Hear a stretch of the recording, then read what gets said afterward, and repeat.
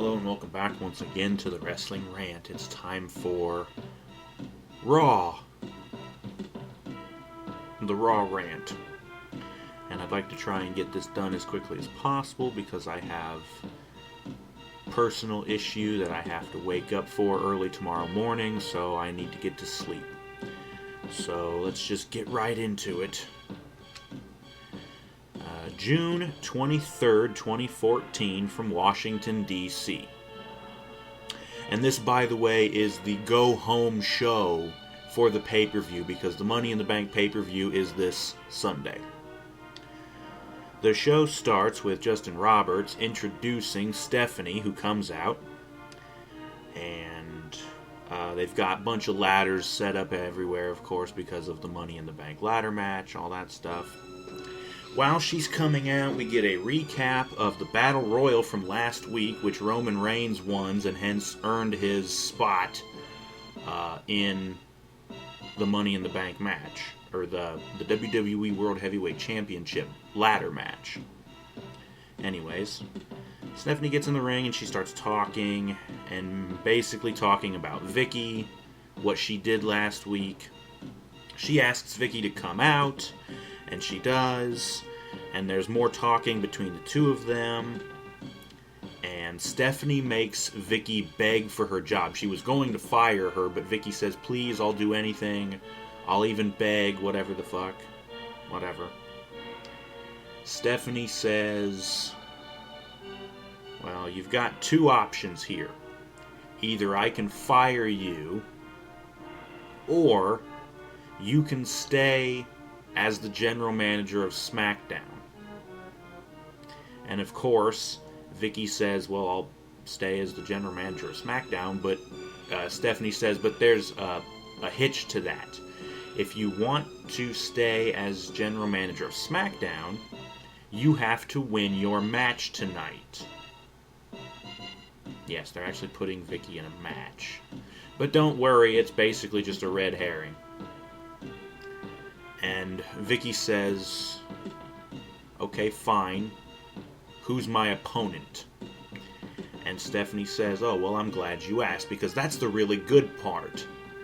Your opponent is going to be me.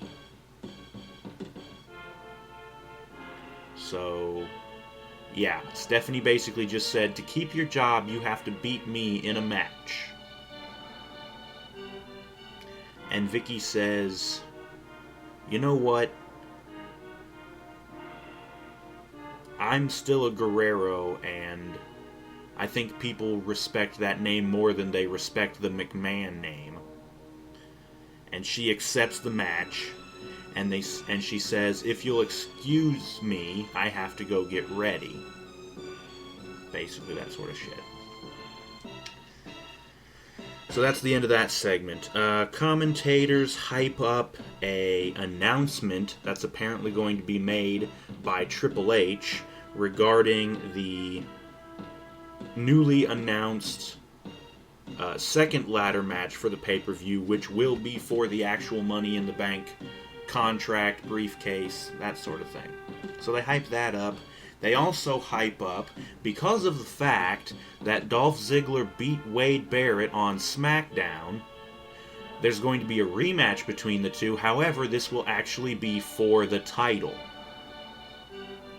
So we're getting an Intercontinental Championship match tonight. They hype that up.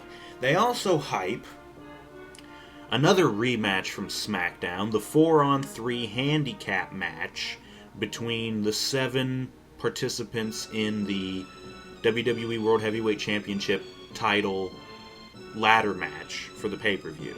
And that's Bray Wyatt, Cesaro, Randy Orton, and Alberto Del Rio versus Sheamus, John Cena, and Roman Reigns. So we're going to have a rematch of that. They hype that up, and they cut to commercial. Coming back from the commercial, the Usos come out. And it's looking like they're getting ready for a tag match. All of a sudden, the lights go out, and this really bad, I think it was supposed to be a pipe organ rendition of He's got the whole world in his hands. Yeah, a terrible pipe organ rendition of that song starts to play. And out come Harper and Rowan from the darkness. This was horrible. The music sounded awful. Harper and Rowan hardly got any reaction. Who cares? We get a match, but as it turns out, it's not a tag team match. Of course not, because we're having that at the pay-per-view. This is actually going to be Jimmy Uso versus Luke Harper. The match starts. It's pretty much crap. Didn't even last all that long. There was a distraction on the outside from the other Uso and Rowan. And the distraction leads to Harper hitting his discus clothesline and getting the win. And the crowd was dead when he won. Harper and Rowan start to leave when Jey Uso gets a mic. And he says, "Hey Rowan, we haven't even started to get Uso crazy up in this bitch. So bring your candy ass back down here and let's do this." He's basically just challenging Rowan to a match. Since we already saw Jimmy and Harper, we're going to have to see what's going to happen between Jey and Rowan, right? Harper and Rowan start coming back towards the ring, and as they do, Jey jumps out of the ring, dives on top of both of them. And there's an Uso chant as the show cuts to commercial. Coming back, the match between Jey and Rowan has already started. And what ends up happening is I think Jey was in the corner. Rowan went to charge him, but Jey got out of the way, and Rowan shoulder checks the post. And he's stuck there. Jey, I guess, jumped to the outside of the ring to avoid Rowan. So he's down on the floor. He charges, jumps up, and super kicks Rowan in the head, and I think it was right up against the post. So that was kind of interesting. Of course, Rowan falls back, falls down. Jey climbs up to the top rope, does the big Superfly splash, and gets the win. And the crowd actually popped pretty big for him winning. So it looks like Harper and Rowan are not over at all, whereas the Usos are. Whatever the fuck. Either way, Jey's celebrating, and then all of a sudden Harper and Rowan come in and attack him and Jimmy. And they beat down the Usos, they throw them out of the ring. And then Harper and Rowan hold up the tag team title belt, which had been brought in for Jimmy and Jey, obviously. Harper and Rowan hold the belts up, and they get a little bit of boos, but not really that much. And a good portion of the crowd started chanting, "No! No! No!" And fucking, yeah. So like I said, Harper and Rowan, not over. But of course, Wyatt cut.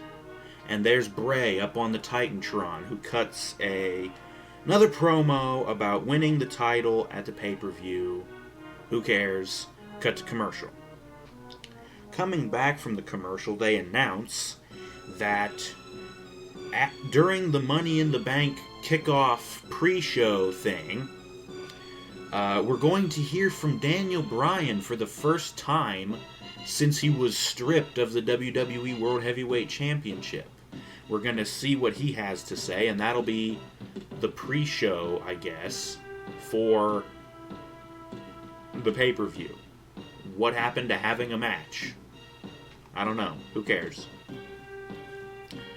The commentators segue into this was basically like a vignette showing Lana and Rusev sightseeing in Washington, D.C. Of course, since they're going with the whole anti-American gimmick with Rusev and Lana, we gotta have them go sightseeing and see the stuff in Washington, D.C. And of course, it's just another boring promo of them talking shit about USA. And it's actually kind of funny because I think what I'm finally starting to get what it is that they're doing with these two. It's a really bad anti-American gimmick, but the social commentary is spot on for the most part. Basically talking about how, you know, the politicians are liars and they pass all these laws that make the U.S. the laughing stock of the rest of the world and all that shit. Whatever.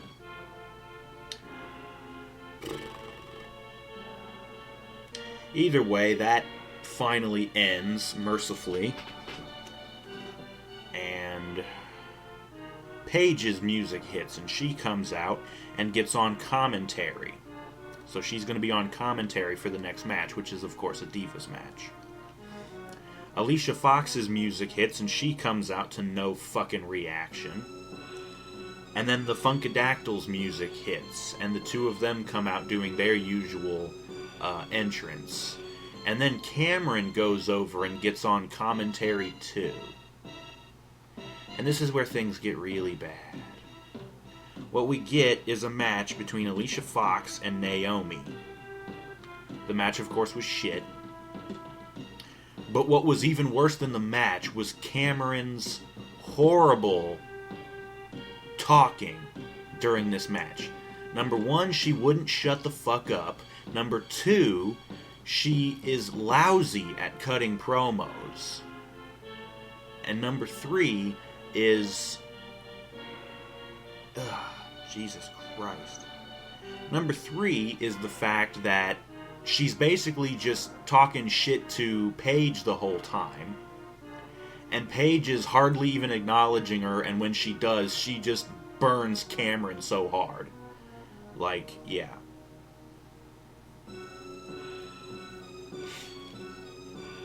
Cameron needs to go away. Then again, so does Naomi, so... Jesus Christ. Not only that, but Cameron, her, quote-unquote witty banter that she was supposed to have was more along the line of just generic heel shit. She said, I wanted to apologize to Paige for slapping her the other day, and there was a nice long pause in between that and what she finishes, and it was long enough for me to say to myself, oh, what, because you wish you'd have slapped her harder? And sure enough, that's what she says. Generic, fucking, easily predictable, just terrible crap. This bitch sucks.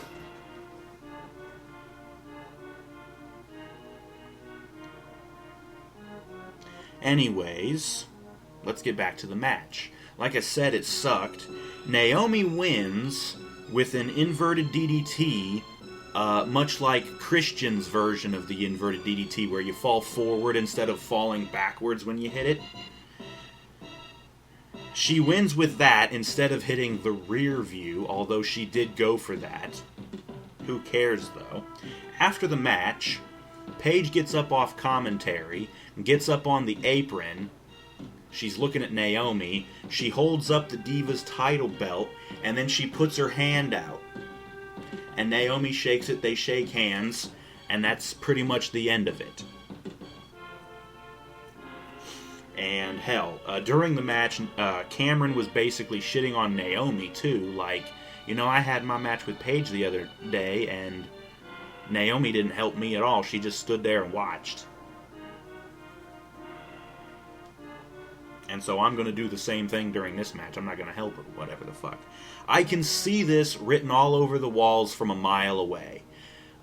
They have announced, I believe, or at least they do later on in the show, they announced that Naomi will challenge Paige for the Divas title at the pay-per-view. I can see this coming a mile away. Cameron's going to screw Naomi out of the match, and then Cameron and Naomi are going to go off and feud and have their little breakup. And by the way, nobody's gonna care, because nobody likes these two. Neither one of them can wrestle for shit. Neither one of them can cut a promo for shit. They're both boring, bland, generic, pretty talentless as well. Just horrible, talentless bimbos that need to go away. hopefully their breakup will go about as good as the breakup of the primetime players, where one of them disappears, because we haven't seen Darren Young in a while. And if we have, it was hardly anything. But hopefully one of them will disappear for a while, and then the other one will just get constantly jobbed out. Then again, I'd really just rather both of them just fucked off. Anyways, who cares? Let's wrap this up, shit. We cut backstage to the trainer's office, or at least it looked like it, and there's Sheamus taping up his hands. And camera zooms out a little bit, and Roman Reigns is standing next to him. They go back and forth talking about, the big 3-on-4 match later on tonight, and they also talk about the Money in the Bank title match at the pay-per-view, yada yada. And it cuts to a commercial break at the end of this segment. Coming back from the commercial, we get a recap from SmackDown of Adam Rose beating Titus O'Neil twice. Yeah, that actually happened. Cutting back into the arena, Bo Dallas comes out to no reaction. And Titus is already in the ring. Bo cuts another stupid promo, and then we get a match. It was crap. Bo started off throwing an awful-looking drop kick, and I had to say to myself, that looked even worse than Cena's. Either way, Bo hits the Bo Dog, gets the win, of course. He does his victory lap, and then he does a little pep talk thing, of course, cutting a promo on Titus. And I think Titus slapped the mic out of Bo's hand. And Bo just jumps out of the ring and grabs another microphone. And I think he went, "Sorry, Butterfingers." I didn't really hear that, but whatever, I don't really care. He finishes his little pep talk, and who gives a fuck? We get more hype for the announcement for the Money in the Bank contract match. And then we cut to another commercial. Coming back, King of Kings hits, and out comes Triple H. And he talks, and he basically opens up with a little bit more social commentary, talking about, it's funny how I can come here to Washington, D.C., where the politicians write these laws that screw over the people of the United States, and yet I am still somehow the bad guy. And I'm like, okay, yeah, but you're still a scumbag no matter what. So maybe you're not as big a scumbag as the politicians in D.C., but you're still a scumbag, so we're still gonna boo your sorry ass. Either way, he finally stops trolling and starts getting to his point, which is talking about the Money in the Bank contract ladder match at the pay-per-view. And I'm guessing, okay, this is where he's going to announce who's going to be trying to qualify for the match. And yeah, since Seth has already announced that he's the first participant, no, actually, nobody actually has to qualify for this one because Triple H just announces all of the participants. We have Seth Rollins, of course. He also announces Kofi Kingston, Jack Swagger, Dolph Ziggler, Rob Van Dam, and Wade Barrett. So that's your six-man match for the Money in the Bank contract. And then he introduces Rollins, who comes out. And while he's coming out, we get another recap from 3 weeks ago of Seth betraying the Shield, stabbing him in the back, that sort of shit. And of course, he gets a "You Sold Out" chant. Seth finally starts talking, and he's talking, and he's talking, and he's still not really all that great at promos. And he's getting ready to wrap it up, and finally, RVD's music hits, and he comes out onto the stage, and he starts talking. And basically, he just wants a match with Seth right now. He's like, we can duke this out. It's on Sunday at the pay-per-view, or we can do this right now. And Triple H is like, all right, fine, get us a ref out here, and we'll do this. So ref comes out. Sure enough, we get a match.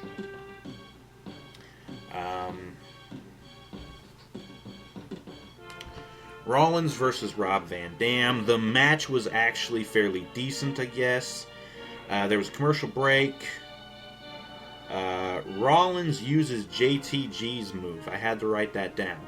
JTG, as you'll note, was just fired the other day. And Seth is already using his move, the shout-out, I believe is what JTG called it. It's the one where the guy's standing in the middle of the ring, and you hit the ropes, and you bounce off, and you dive at him like you're going to do a clothesline, but then you wrap around him all the way around and take him down, slamming him down with your other arm.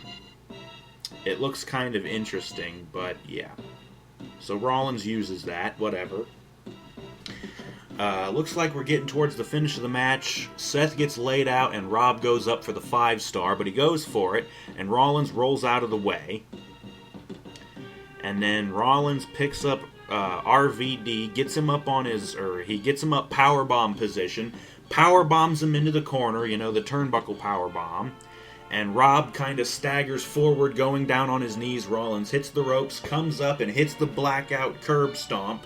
And just as he goes for the cover, once again, in slides Dean Ambrose to attack Rollins and beat the holy piss out of him. So DQ is called. I'm going to guess Rollins wins by DQ. They brawl. Referees come in and break it up. They basically pull Dean off of Rollins because Rollins is trying to get the hell out of there. But Dean is over by the timekeeper area. He breaks free of the referees, jumps up onto the commentary, and then dives over on top of Seth again, starts wailing on him some more. And finally, Rollins runs off like a scalded little girl. And this allows Ambrose to cut another great fucking promo, where he basically says, you might as well put me in the Money in the Bank contract ladder match, because if you don't, I'm going to come out anyways, I'm going to beat the hell out of Rollins, I'm going to climb the ladder, and I'm going to grab that contract, and I'm going to take it home with me. He slams the mic down, but then he picks it up again to say, I'll ruin the whole freaking pay-per-view if I have to. So, yeah.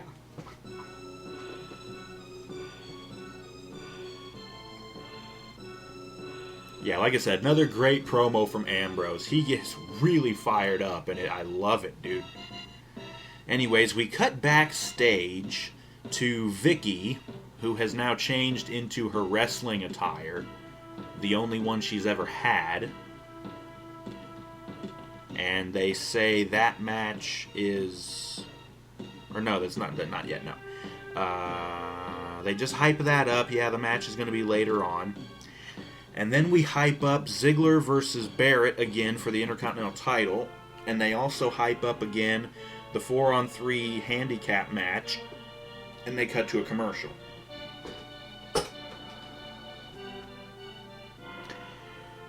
After the commercial, we recap what just happened. Ambrose attacking Rollins, yada yada yada. And that's just a segue as they cut backstage to Triple H and Rollins. It looks like in the interview area, because it's not the office. It looked like the interview area. But Triple H and Rollins are back there. And Rollins basically just says to Triple H, I want you to put Ambrose in the match. The Money in the Bank contract match. I need him in the match so I can keep an eye on him. I can control him that way, and yada yada yada. And he also says, I want to see the look on Dean's face when I take down the briefcase and crush his dreams. First of all, let's get it straight, Rollins. I don't think Ambrose has any intention on winning the damn briefcase. He just wants to make sure that you don't. Either way, Triple H is like, do you got this? Can I count on you to handle this? And Seth's like, I got this. And Triple H is like, okay, fine. He's in. So Ambrose is now in the Money in the Bank contract ladder match for the pay-per-view. So now it's up to a 7-man, which evens it up with the title match. Either way. Back in the arena, Wade Barrett's music hits and he comes out to pretty much no reaction. And of course, on his way to the ring, he cuts another stupid promo. Who cares? And then they cut to a commercial. So yeah, your Intercontinental Champion's coming out first to a title match. Either way. Coming back from the commercial, we get a recap from SmackDown of Ziggler beating Wade Barrett.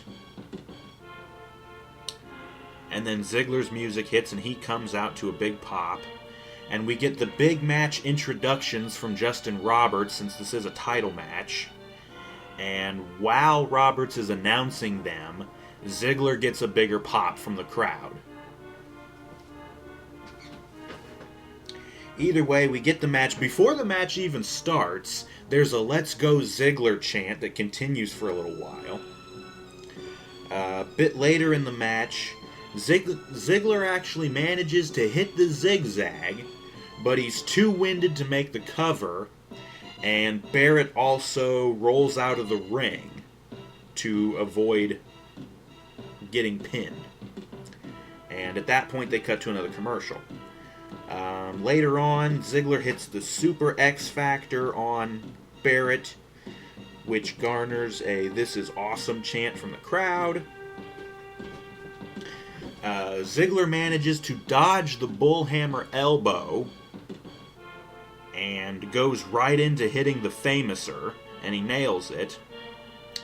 But what ends up happening is Barrett is in the corner, Ziggler's in the opposite corner, he comes charging, and he jumps up, and as he jumps up, Wade lunges forward, cracks him with the fucking elbow, and he gets the win. And the crowd's dead when Wade wins. Was a good match.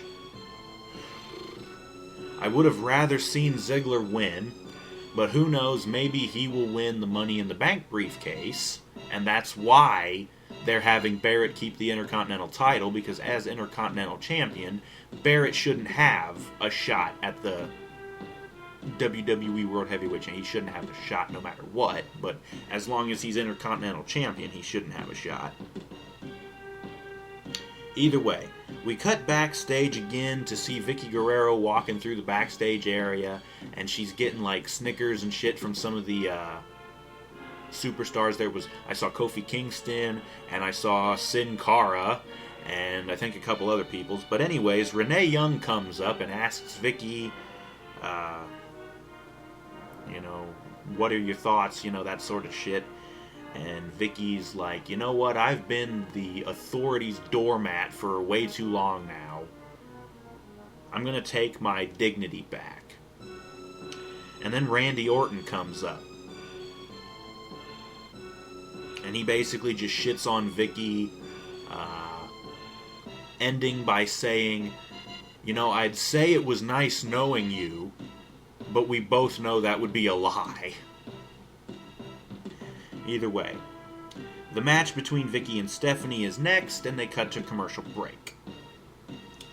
Coming back from the break, Viva la Raza! Yes, Eddie Guerrero's it's actually the Los Guerreros music, because it's going we lie, we cheat, we steal, not the I lie, I cheat, I steal. So it was the Los Guerreros music. Fucking jeez. Vicky comes out to Eddie's music, yeah. We get a recap of earlier, the segment between Stephanie and Vicky, of course. And then Stephanie's music comes on, and I'm like, okay, is Stephanie even going to be dressed to wrestle? And of course not. She comes out in the same dress she was wearing earlier. And she talks, and she says, I'm glad to see you come out here in your wrestling gear, but you're standing in the wrong place. You see, our match isn't going to happen over there. It's going to happen over here. And she points to her left, the left of the stage, where there's a big pool filled with this brownish, goldish looking goop. It looks like pudding or melted caramel. I'm not really sure. But she says, yeah, our match is going to happen in that, and the first person to get thrown into that is the loser. And then she says, come on out, ladies. And out comes Rosa Mendez, Layla, and Alicia Fox. So Stephanie basically six the three heel divas on Vicky.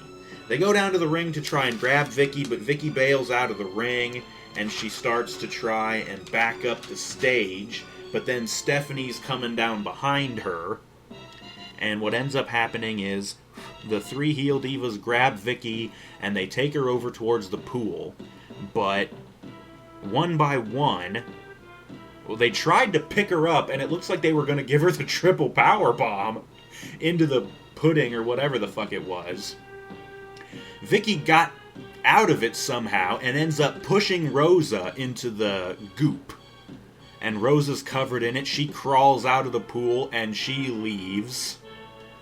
And then Layla tries to throw Vicky in, but Vicky reverses it and throws Layla in. Or no, Layla came running and Vicky just basically sidestepped her and threw her in. So Layla goes in, she gets covered in goop, and then she leaves. And then Alicia Fox tries to grab Vicky and throw her in, but that's where Vicky reverses it. She turns it around and throws Fox in.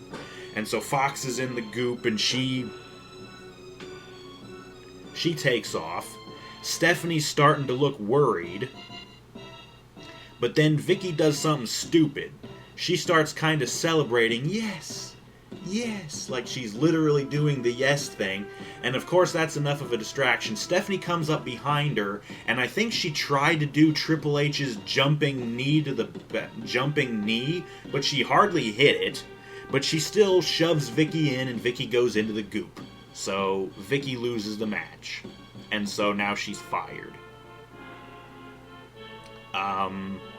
Stephanie... Ooh. Yeah.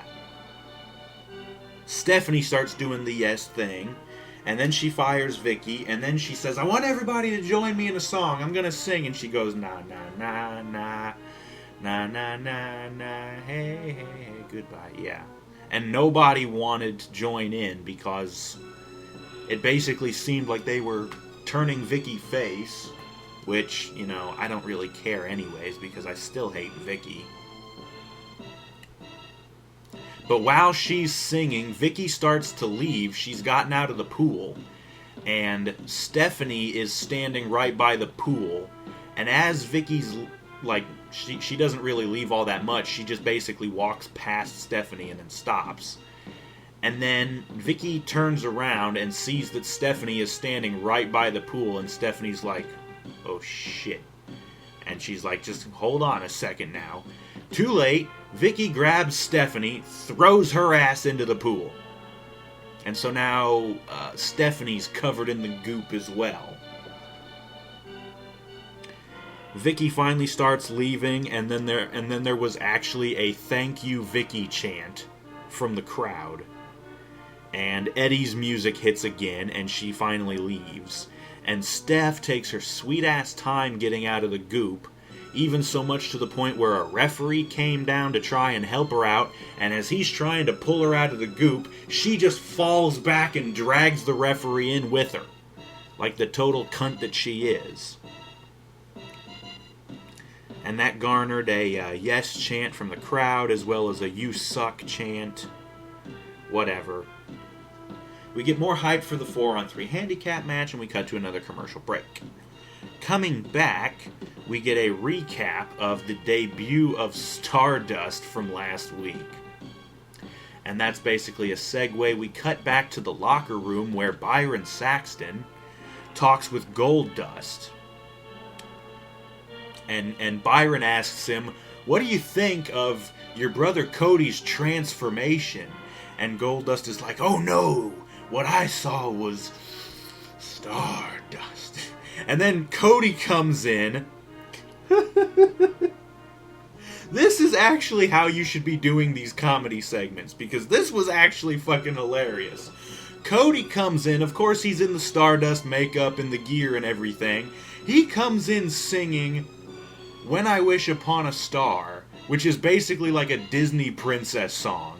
He comes in singing this shit and he finishes it, and then he blows like these little star confetti things out of his hands, and I'm just laughing my ass off. Like, what the fuck? But this is hilarious. Oh, God. Oh, my God. Anyways, we cut back to the ring where Jack Swagger and Zeb Coulter are standing. Coulter, I guess, is finishing a promo. We do a We the People, and that's it for that. And then Kofi comes out. It's time for a match between Swagger and Kofi. Match was pretty boring. I didn't really care about it. Swagger ends up locking in the Patriot Lock, the ankle lock, and finally gets Kofi to tap out. And after the match, I noticed that Swagger was bleeding. He had some blood on the bridge of his nose, as well as some in his mouth on his teeth. So, I don't know. I wasn't really paying attention to the match, so I didn't see how the blood got there. Either way, they announce... this is where they announce it. Paige versus Naomi at the pay-per-view for the Divas title. Anyways, we cut back to the interview area where there's Renee Young, and she says, I'd like to introduce my guest at this time. And then Del Rio comes up interrupting her, and Renee goes, you weren't really the person I was expecting to interview right now. And Del Rio says, no, I wasn't, but I'm the person you should be introducing. And he cuts a promo, who gives a fuck. And then Cesaro and Paul Heyman come up. And Heyman says, I noticed you used the word one. I know something about that because I'm the one behind the one in 21 and 1. And of course he talks about Brock beating the streak, yada. And I'm also the one behind the one who will win the WWE World Heavyweight Championship title ladder match. Cesaro. And whatever. Del Rio says, that's all great, but does your one actually talk? He's talking about Cesaro. And Cesaro finally talks and he says, I would talk to you, Del Rio, but I only speak 5 languages, and none of them are loser. So, insults from 2nd grade, Either way. That's the end of that. We cut to another commercial. Coming back from the commercial, there's this weird, presidential music playing, and Damian Sandow is standing in the ring dressed up as Abe Lincoln. He starts cutting a promo. Big E's music interrupts him, and Big E comes out, and they have a match. A stupid match. Big E wins with the big ending, and then this skinny little dude jumps in the ring with a microphone and starts trying to interview Big E. And apparently this is Tom something or other. I don't remember the rest of his name. But apparently he does stuff for NXT, and he's also been doing some stuff, whatever, I don't care. Big E takes the mic away, and he starts talking about the thing with Lana and Rusev earlier, and he kind of starts going through it in a really generic sort of, if you don't like it, leave it sort of promo. But then he's also kind of talking like a street preacher. He's like, you see, I'm going to do this, and I'm going to do that, start doing that sort of shit. And then Lana's music hits, and she comes out on the stage. And basically, she's just talking to distract Big E, so Rusev can jump in from behind Big E and beat the shit out of him. And that's exactly what happens. Rusev jumps Big E, beats him down, and then locks the Accolade in on him. And that's pretty much it. Or he hits the Accolade. He locks him in the Accolade. Either way, after that we got hyped for something. Probably the 3-on-4 handicap match, because that's the only match left. And we cut to a commercial break. Coming back from the commercial, they kind of hype up Daniel Bryan on the kickoff again. And then we cut backstage to Renee Young in the interview thing again, where she's interviewing John Cena. And he talks, and I don't fucking care. And that basically just segues into his entrance. He leaves the interview place, and his music starts playing, and he comes out to get into the ring, and it's time for the match. So he came out, and then Sheamus came out, and then Roman Reigns came out, followed by Bray Wyatt, and then Cesaro, and then Del Rio, and then Randy Orton finally, and we cut to a commercial. And the entrances were pretty rushed for the most part, because it was pretty damn close to 11. It was like 10:40 something. So they're like, we gotta hurry this shit along. We don't have a whole lot of time. After the entrances, though, they cut to a commercial break, and when we come back, the match is pretty much already started. We get another commercial break at 10:55. Either way, the match ends with a clusterfuck, spamming of finishers. Cena hits the attitude adjustment on a couple of people. But what ended up happening was Sheamus was the legal guy. They almost redid the entire match from SmackDown, basically, where they built towards a hot tag to Reigns.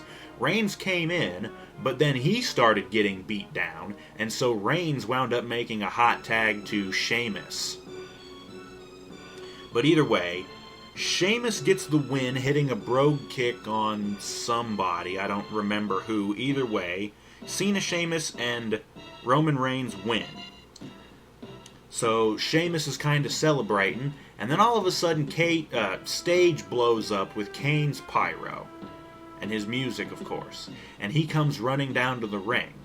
He grabs Roman, who was on the outside of the ring, grabs him, throws him up against the barricade. He then gets in the ring and beats the hell out of Sheamus. He hits well, no, I don't think he hit the chokeslam on Sheamus. But he beats up Sheamus, and then he chokeslams Del Rio, and then he ends up chokeslamming Cena. And then King of Kings hits again. And out comes Triple H onto the stage. And he announces, "I'd like to introduce the 8th participant in the WWE World Heavyweight Championship ladder match for the Money in the Bank pay-per-view, Kane." So Kane is now the 8th participant in the title match. And then Kane turns around and gets speared by Roman Reigns. And then the remixed Shield music hits, and Roman is left standing tall with his fist out doing the fist pose. Roman stands tall, and that's the end of the show. So, yeah. Honestly, this show really wasn't that great. We got one good match, we got one decent match, and the rest of the matches were pretty much crap. The big 3-on-4 handicap match at the end was okay, I guess. I didn't really care for it all that much, because those big multi-man matches, they usually just descend into a clusterfuck, and I don't know. Either way, as usual, let me go over the matches again. Luke Harper defeats Jimmy Uso in a crap match, which leads into Jey Uso defeating Eric Rowan in a meh kind of match. Naomi defeats Alicia Fox in a shit match, made even worse by Cameron's god-awful commentary. Bo Dallas defeats Titus O'Neil in another crap match. Seth Rollins defeats Rob Van Dam by DQ in a decent match when Dean Ambrose came out to beat the piss out of him. Wade Barrett defeats Dolph Ziggler in a good match to retain the Intercontinental Championship. Don't know if you can even really call it a match, but Stephanie defeats Vicky Guerrero. Vicky gets fired, but pushes Steph in the goop anyways. Whatever. Jack Swagger defeats Kofi Kingston in a boring match. Big E defeats Damian Sandow in what was basically a squash match. And then John Cena, Sheamus, and Roman Reigns defeat Bray Wyatt, Cesaro, Alberto Del Rio, and Randy Orton in an okay match that basically just served to hype up the title match at the pay-per-view. Like I said, the pay-per-view is this Sunday, so I guess we can look forward to that, kind of. But that was your Raw review for June 23rd, 2014 from Washington, D.C. The show was not all that great.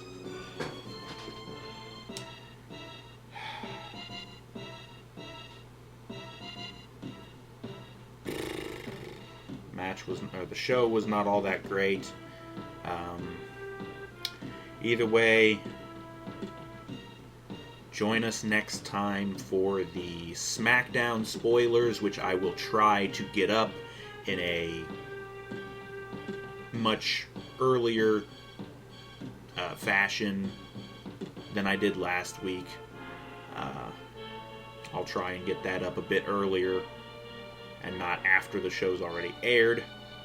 But look forward to that, and then after I get done doing that, I'll have to go and do my predictions for the pay-per-view. That'll be interesting. Either way, thank you for watching.